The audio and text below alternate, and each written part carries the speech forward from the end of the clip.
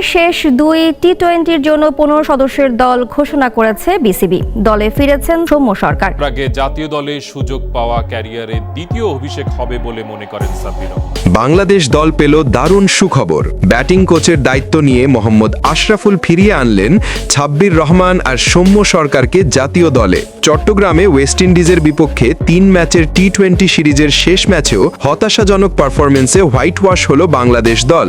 আবারও দেখা গেল ওপেনিং আর ফিনিশিংয়ে ভয়াবহ ব্যর্থতা। সাইফ হাসান ও জাকের আলী যেন সম্পূর্ণ হারিয়ে ফেলেছেন নিজেদের ফর্ম। ব্যাটে নেই রান, নেই আত্মবিশ্বাস। এমন পরিস্থিতিতে সামনে আসে বিসিবির কড়া সিদ্ধান্ত।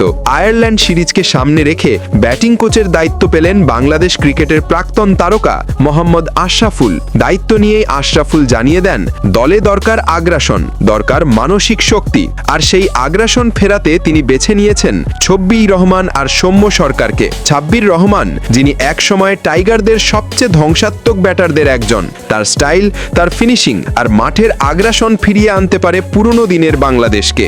আর সৌম্য সরকার পাওয়ার হিটিংয়ে এক সময়ের নির্ভরযোগ্য ওপেনার। আবারও তার ব্যাটে দেখা যাচ্ছে আত্মবিশ্বাসের ঝলক। আশরাফুলের নেতৃত্বে ব্যাটিং ইউনিটে দেখা দিচ্ছে নতুন পরিকল্পনা, নতুন উদ্যম। ক্রিকেট বিশ্লেষকদের মতে এটাই হতে পারে বাংলাদেশের টি-20 টার্নিং পয়েন্ট। এখন চোখ রাখার পালা আয়ারল্যান্ডের বিপক্ষে সেই মাঠে, যেখানে হয়তো দেখা যাবে সৌম্যর ঝড় আর সাব্বিরের ফিনিশিং আগুন।